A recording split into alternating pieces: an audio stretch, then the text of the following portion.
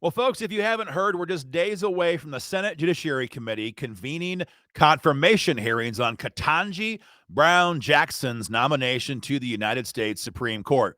As you probably remember from a couple of months ago, Justice Stephen Breyer was more or less forced out of the court by the Democratic Party, who wanted to give Biden a victory of some sort before his party faces the voters in the upcoming midterms. And will they still have control of the Senate? And so Biden has nominated Ketanji Brown Jackson. Here's her photograph right here, to be your next Supreme Court justice. Of course, Biden is his handlers are trying to paint her as a safe choice. She's a solid jurist. She's very educated. The reality, of course, is far, far, far different. Ketanji Brown Jackson is a radical left-wing judicial activist who, as a lawyer and as a current federal court judge, has used her position to do all she can to undermine, destroy, weaken, and erode all of our constitutional freedoms, including our gun rights, on the bench right now in Washington, D.C. Far from being a safe, centrist, middle-of-the-road choice, Ketanji Brown Jackson may be the most left-leaning justice that we have ever seen as a nominee for the United States Supreme Court. Looking back at her life before she was even as a judge, Ketanji, in her younger adult life, worked on Barack Obama's election campaign back in 2008. When she left working for the White House or for Barack Obama, she became a repeated guest lecturer at the American Constitution Society. And that might sound like a great thing, but don't let the name fool you. This is perhaps the most left-wing think tank in all of Washington, D.C., and they have her as a repeated guest lecturer because she fits their radical leftist ideology. When it comes to gun rights, Ketanji has not had many decisions that were very direct on this topic, but in her previous confirmation hearings as a federal court judge, Ketanji has refused, and I mean repeatedly refused, to accept the fact or to acknowledge the fact that we as Americans have an individual right to keep and bear arms, given to us by God, codified in the Constitution, and upheld in the Heller decision in 2008. Ketanji Brown Jackson will not agree with that statement publicly. She believes, like most lefties do, that our Second Amendment applies to a governmental interest, or perhaps a militaristic interest. The government has the right, the military has the right, but you and I as individual gun owners do not have a right to keep and bear arms, at least not one that Ketanji Brown Jackson will acknowledge. That's why she's been endorsed by Everytown for Gun Safety, Moms Demand Action, Giffords, who else? The Brady Campaign. Every federal gun control organization in America has endorsed Ketanji Brown Jackson because they know she will support their left-wing agenda for decades to come. So the question is, what will Senate Republicans do about this? What will John Barrasso and Cynthia Lummis do about this? Now, to be clear, neither senators are on the Judiciary Committee, so they will not be party to the proceedings for the next 4 days. But they're both still Republican members of the United States Senate, and their voice still carries weight. The question is, will John Barrasso collapse in a weak pile of slop like he normally does and just go along and rubber stamp whatever the hell Joe Biden wants, or is he going to fight for us?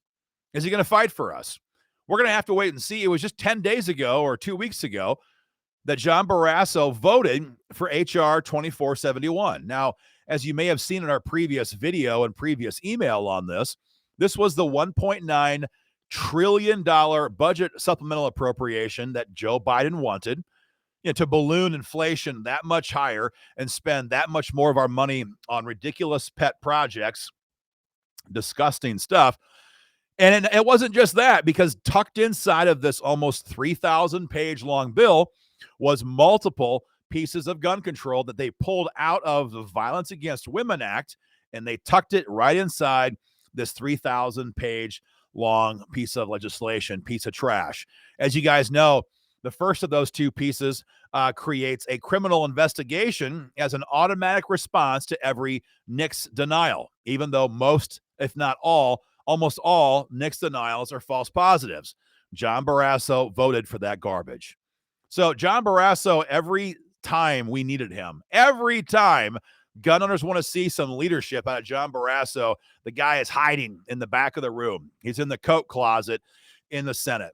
An embarrassment, frankly, to gun owners and Americans here in Wyoming. Cynthia Lummis has been a little bit different. We'll give credit where it's due. She has sponsored a couple of pro-gun bills in the last year or so in Washington, D.C.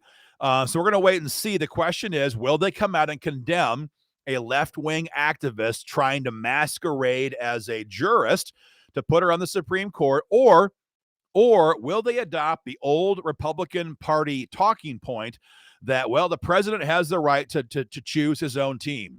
Republicans have fallen for that for decades. That's why we had Republicans overwhelmingly support Sotomayor's nomination back in 2009. Elena Kagan, I think that was in 2011, maybe 2012. The GOP almost always collapses and says, well, we have to give the president the team that he wants. I don't believe that. I don't think any members of Wyoming gun owners believe that. The current judiciary, these nominees to the Supreme Court want to destroy our country. They want to use their black robes to destroy our right to keep and bear arms.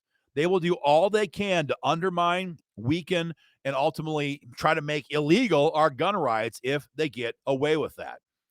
And some people have said, well, look, Justice Breyer was no friend to gun owners. The guy was a hardcore anti-gun member of the Supreme Court. So what's the big deal? Well, the big deal here is that Justice Breyer was an old, tired tyrant. Old, tired tyrant.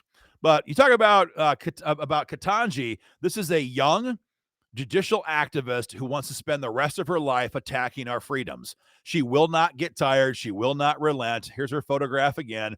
She will do everything she can to use the power that she has to undermine our freedoms as Americans for the rest of her life.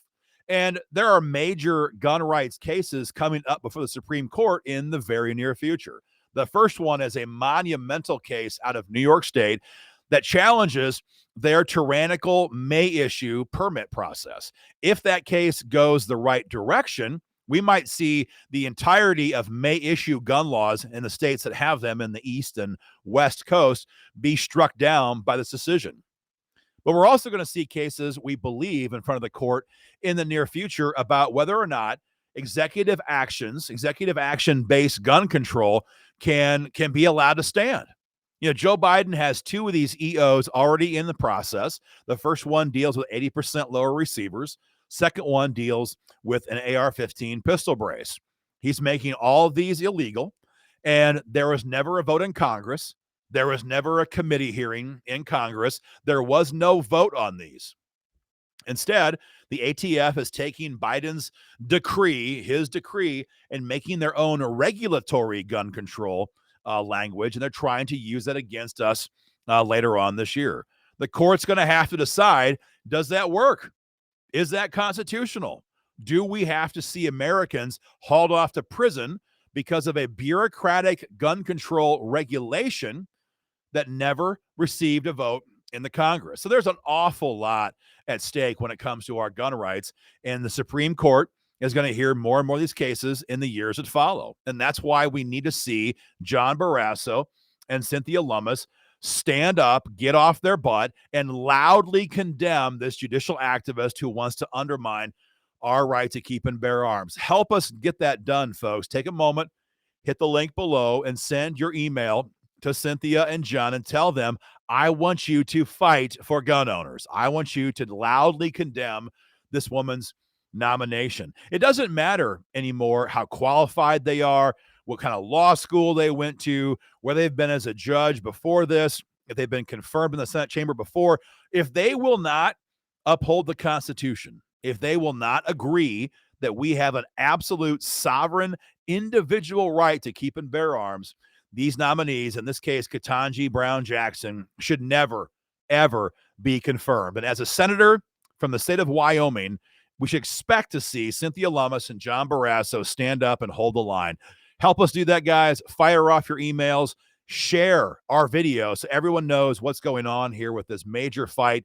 And join our fight today at joinwygo.com. That's joinwygo.com to get involved as a member today. Thanks a lot, guys. A lot going on this week in Washington, D.C. We're going to keep you guys informed. Stay tuned and stay active. Thank you.